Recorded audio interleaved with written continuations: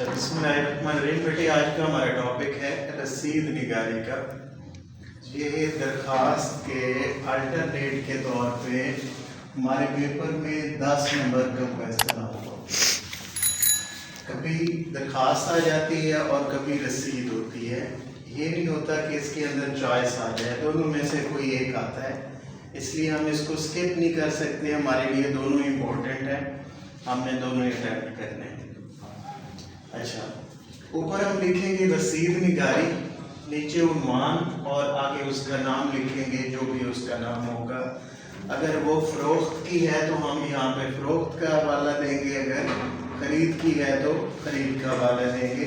Mostly ये plot की ख़रीद या फ़रोख्त की होती है, मकान की ख़रीद या फ़रोख्त की होती है, या फिर कोई गाड़ी की ख़रीद या फ़रोख्त की होती है। मोस्टली इन चीज़ों की होती है, लेकिन कोई भी आ जाए उसके अंदर ये लाजमी चीज़ें हैं जो हमने बयान करनी होती हैं।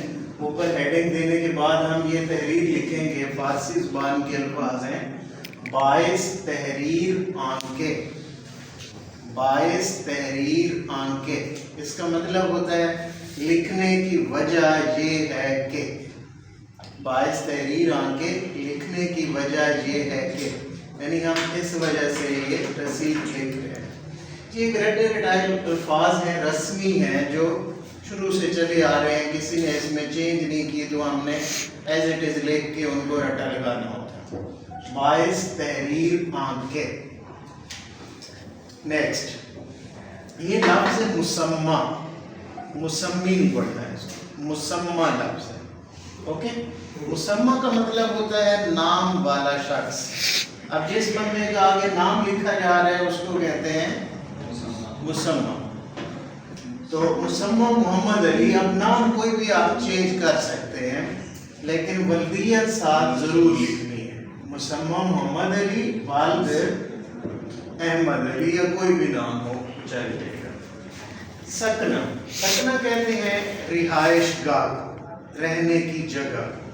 ये भी एक रस्मी लफ्ज़ है जो शुरू से चला आ रहा है। हमने कोई एड्रेस लिखना हो तो ये लफ्ज़ ज़रूर लिखते हैं। सकना मोहल्ला, अराई वाला। अब ये कोई भी आप लिख सकते हैं, अलामती अपने मोहल्ले का नाम लिख सकते हैं, या कोई भी मोहल्ला अलामती तौर पे लिख सकते हैं। मौज़ा लिख सकते हैं, तहसील लिख सकते हैं, डिस्ट्रिक्ट लिख सकते हैं, यानी एड्रेस जैसे कंप्लीट होता है वो हमने लिखना है। बंदे का नाम, बल्दियत, आगे एड्रेस उसका कंप्लीट। ये लफ्ज़ है मुबलिग, मुबलिग, इसको मुबलिग नहीं पढ़ना, मुबलिग। 80 लाख रुपए।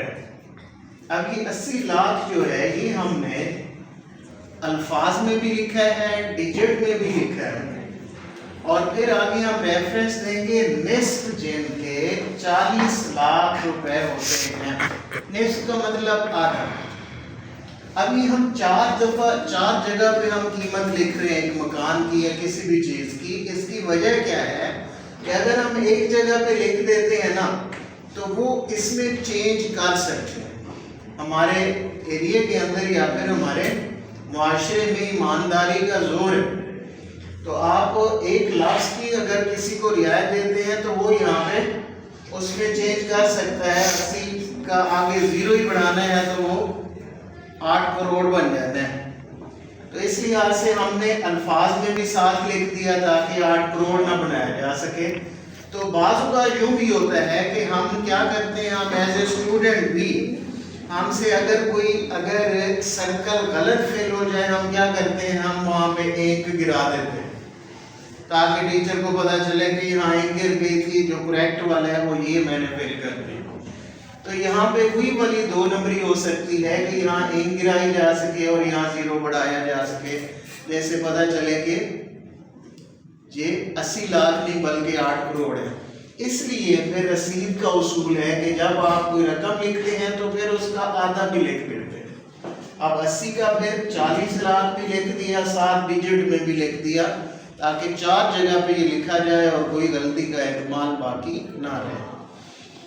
बाबत, फरोख्त, मकान का नंबर लिखना है, उसका मुकम्मल एड्रेस लिखना है, कितने मंजिला मकान है वो भी उसका लिखना है, اور کس سے لیا ہے آپ نے، آج کا مطلب ہوتا ہے سے، آگے پھر نام لکھنا ہے، اس کا مکمل ایڈریس لکھنا ہے، سارا کچھ مینشن کرنا ہے، پھر تاریخ لکھنی ہے جس ڈیٹ کو یہ رسید لکھی جا رہی ہے یا پیسے وصول کیے گئے وہ تاریخ لکھنی ہے، اور دن لکھنا ہے، وقت مینشن کرنا ہے، اور پھر آگے لکھنا ہے گواہان کی موجودگی میں میں نے وصول پا کر رسید لکھ دی ہے تاکہ سند رہے۔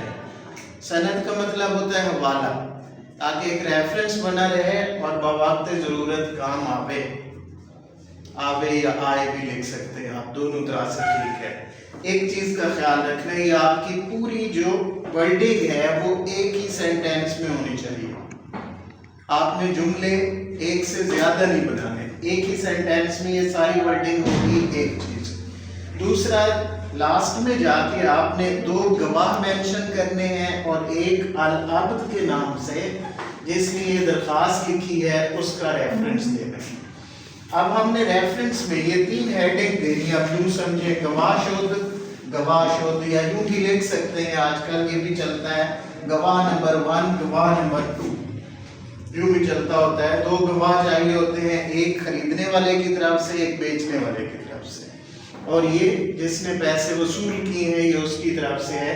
تو ہم ان تینوں کے نیچے یہ 5 چیزیں لکھیں گے، نام، ورودیت، شناختی کارڈ نمبر، فون نمبر، مکمل پتہ اور اس کے سائن، دستخط، یہ چیزیں ہم نے لکھنی ہے۔ اس کے نیچے بھی یہ چیزیں آ جائیں گی، اس کے نیچے بھی یہ 5 چیزیں آ جائیں گی، اور لاسٹ میں آپ نے تاریخ لکھ دینی ہے جو اس دن کی تاریخ ہوگی۔ تو یہ بیٹا ہمارا 10 نمبر کا کویسچن آتا ہوتا ہے۔ اگر گاڑی کی ہے تو ہم نے یہاں پہ جہاں مکان لکھا تھا وہاں پہ گاڑی لکھ دیں گے، اگر اس کے علاوہ پلاٹ کی ہے تو ہم نے مکان کی جگہ پہ پلاٹ لکھ دینا ہے۔ باقی سارے الفاظ یہی رہیں گے، ایڈریس، نام، گواہ، سب کچھ اس کے اندر ایڈ ہوگا۔ آپ نے 3 چیزوں کا خیال رکھنا ہے جو لازمی ہے اس عبارت کے اندر، ایک قیمت کا وہ لازمی ہونی چاہیے، ایک خریدنے والا بندہ وہ لازمی ہونا چاہیے، اور تیسری چیز ہے جو چیز خریدی جا رہی ہے اس کا مکمل حوالہ، اگر مکان ہے، پلاٹ ہے تو کس جگہ پہ موجود ہے، اگر وہ پلاٹ یا مکان کے علاوہ گاڑی ہے تو اس کا ماڈل کون سا ہے، اس کا نمبر کون سا ہے، اس کا کلر کون سا ہے، وہ کتنی سیٹر ہے، تو وہ سارا کچھ اس کا لکھنا ہے آپ نے اس کے اندر۔ تو ان 3 چیزوں کا لازمی طور پہ خیال رکھنا ہے۔ Okay, any question?